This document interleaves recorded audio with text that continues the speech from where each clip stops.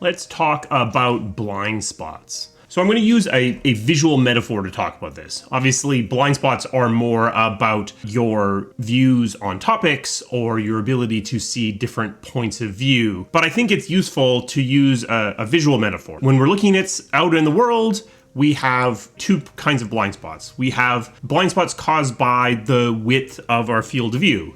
With this one, we can turn our heads, look to the left or look to the right, and we're sort of aware of this blind spot. We're aware that we can't really see behind ourselves, and we can sort of turn and look and try to cover that, at least to a large degree. When it comes to points of view, when it comes to our interaction with ideas, our openness to new ideas can actually cause this viewpoint to narrow, or if we're very open to information, then we can actually widen this out and let more things in and see a wider field of view. But for today, that's not really what I'm going to talk about. I'm going to just give myself a little bit more room here. What I'm going to talk about is the second thing that can cause a blind spot, which is this: when you are looking at a topic, casts a shadow behind it. The act of looking at something, you can't really see the opposite point of view on that topic because you have your own preconceived notions.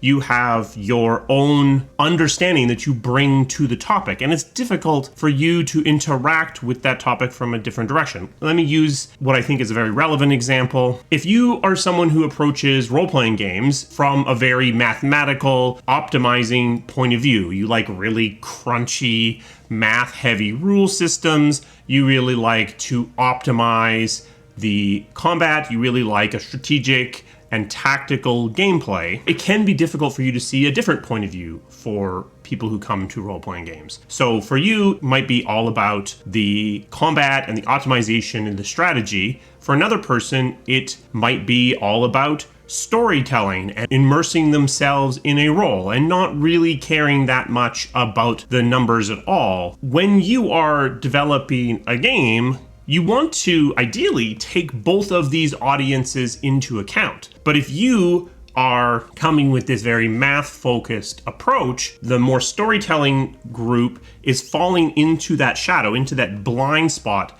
caused by your existing understanding of the problem set. In a perfect world, you would fix this by hiring this person who just loves storytelling, who loves relationships, who doesn't care about math at all, who holds the opposite viewpoint on this topic from you. And then together, you are able to get a good bracket on the topic to see it from both directions. It may be obvious what the problem is here because, of course, this person actually falls inside your blind spot on this topic. So for you to go out and actually hire someone with this viewpoint is very difficult, if not impossible, because you don't appreciate the nuances of this topic. It's going to be difficult for you to hire people with this viewpoint. Even if you know that you need to, it's going to be difficult for you to adequately evaluate different candidates and find the one that is what you need. What do you do about this? If you have the room, you can walk your way around the circle. You can hire this guy who is inside your cone of vision, and that gives you a better view on the field, and together you're able to see a little bit better. And you can hire this person who again adds to what you can see. Now that you've filled out what you can see, now that you've hired these people that have diverse opinions from you, but were things that you could at least understand, now you're able to actually hire the person that you truly need, which is this person, and give you full coverage. Basically what I'm saying is, on larger teams, arguably any diversity is a step in the right direction because it gives you the ability to then subsequently hire even more diverse voices to get that coverage that you're trying to get. And you should want this coverage because you should want to understand the way that players are approaching your games. You should want to understand the different points of view that may exist on a topic. You may not be able to cover all of your blind spots with just one other hire because finding that person might just be beyond your capabilities. On larger teams, you might have to get there in a series of small steps. What too often happens is actually this, where you end up hiring people like yourself, and then like reinforces like. This has two major problems. The first, which we've been talking about, is it doesn't actually do anything to cover your blind spot. They have basically the same blind spot as you, and you're not really seeing into that shadow. But the other thing that's happening, which you can see here in the graphic, is that because they think like you, they're reinforcing your thinking, and you get into something called groupthink. So the things that you know, the things that you're certain about, you become more certain about because everyone around you is agreeing with you and thinking the same things. And the things you don't know, the blind spots you have, are actually becoming darker, almost more in the shadows, because they don't know anything about it either, and so it's not coming up. And when it does come up, often it's getting dismissed as not important because nobody around you thinks it's important, because it's not on their radar. If your entire team consists of people exactly the same as you, then they're going to have the same weaknesses as you, as well as the same strengths as you. They're going to have the same places that they have certainty, as well as the same places that they have blind spots. And it's going to actually reinforce these things to a point where it might be almost impossible to do anything about it. What you see in some successful partnerships, the two people are actually quite different from each other. They're able to get along, they're able to have common ground on some topics, but on a lot of other topics, they're actually very different from each other. So what they've done by accident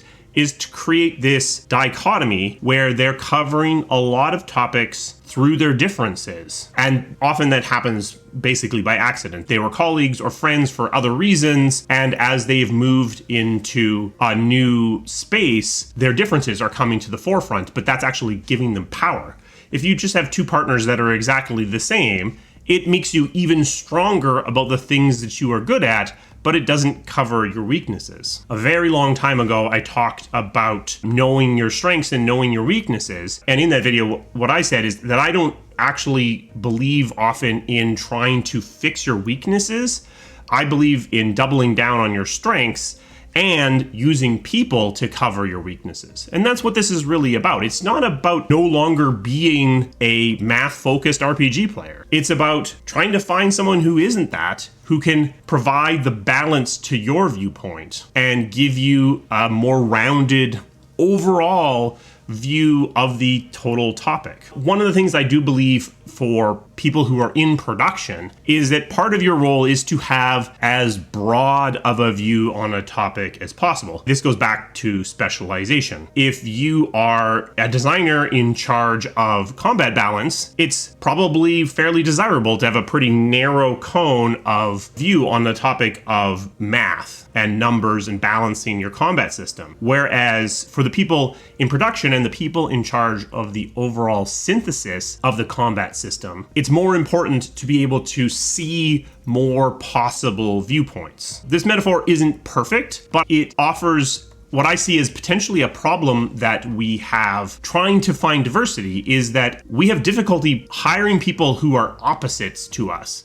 So maybe the way to go is to try to hire people that are still within our understanding, but as different from us as we can, and then using that as a stepping stone towards those people who are very, very different to us, and using that process to overall cover our topics with a much better coverage. A special thanks to my members. They provide the resources that this channel needs to keep running. If you're interested in becoming a member, there's a link to that down in the description. We also have a merch store. I'm currently wearing the High Tea on the High Seas shirt. There is a shelf below the video if you're interested in picking something up. Did this metaphor hold together for you? Does this make sense? What are some of the places where you think that game development has big blind spots? And what are some viewpoints that are missing from development right now?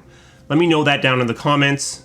I do think that this is a topic that the video game industry cares about, but maybe isn't always doing the best job of making strides towards improving. If you found this video useful or interesting, give it a thumbs up, because that will tell YouTube that it is worth sharing around.